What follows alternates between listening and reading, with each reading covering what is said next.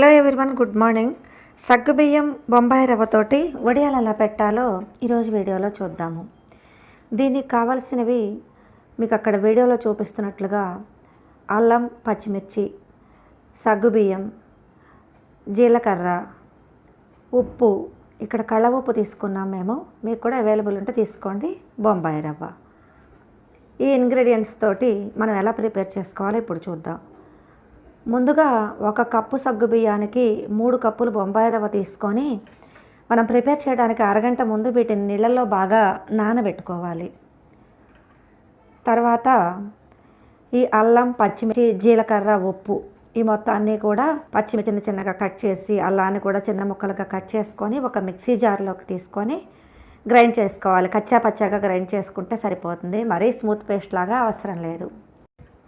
తర్వాత ఒక పెద్ద గిన్నె తీసుకొని కప్పుకి 9 కప్పుల చొప్పున వాటర్ ఆ గిన్నెలోకి తీసుకోవాలి. అంటే 1 కప్పు సగ్గుబియ్యం 3 కప్పులు బొంబాయి రవ్వ కనుక తీసుకుంటే మొత్తం 4 కప్పులు, 4 9 36 కప్పుల వాటర్ తీసుకోవాలన్నమాట. ఫర్ ఎగ్జాంపుల్ అలా తీసుకొని ఆ నీళ్లు కొద్దిగా వేడెక్కిన తర్వాత ఈ నానబెట్టుకున్నటువంటి బొంబాయి రవ్వ, సగ్గుబియ్యాన్ని, తర్వాత ఈ అల్లం పచ్చిమిర్చి పేస్ట్ను కూడా ఆ వాటర్లో కలిపేసేసి బాగా ఉడకనివ్వాలి. ఇలా ఉడుకుతున్నప్పుడు గరిటెతోటి కలుపుతూ ఉండాలన్నమాట. ఇలా దగ్గరే ఉండి కంటిన్యూస్గా కలుపుతూ ప్రిపేర్ చేసుకోవాలి. ఇది కొంచెం అలా దగ్గర పడే వరకు వీడియోలో చూడండి.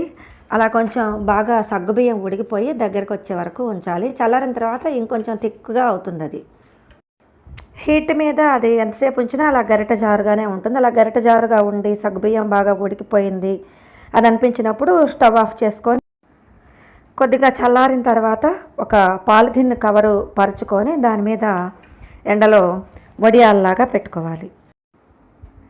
ఈ పిండి పలచగానే ఉంటుంది కాబట్టి ఎండ బాగా ఉంటే ఒక రోజులో ఎండిపోతాయి, ఈవినింగ్ కల్లా ఎండిపోతాయి.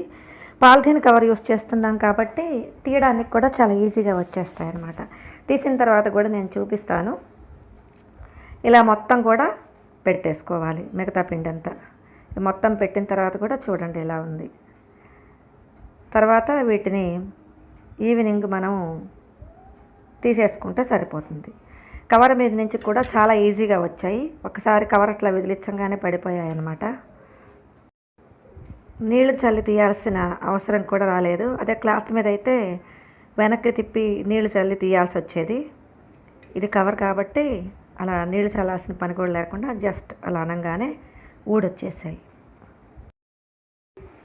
ఇలా అన్నీ తీసేసుకోవాలి. తర్వాత కొన్ని ఆయిల్లో ఫ్రై చేయటం కూడా చూడండి. ఆయిల్లో వేయగానే పొంగి బాగా క్రిస్పీగా బాగా వచ్చాయి.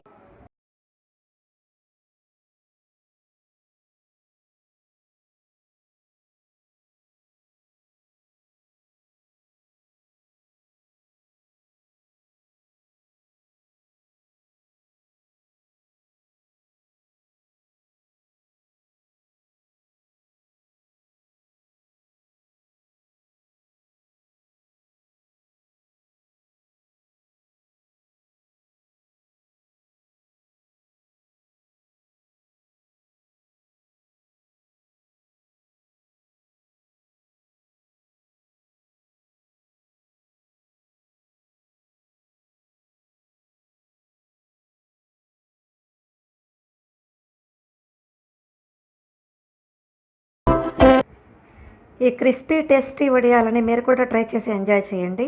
Thanks for watching.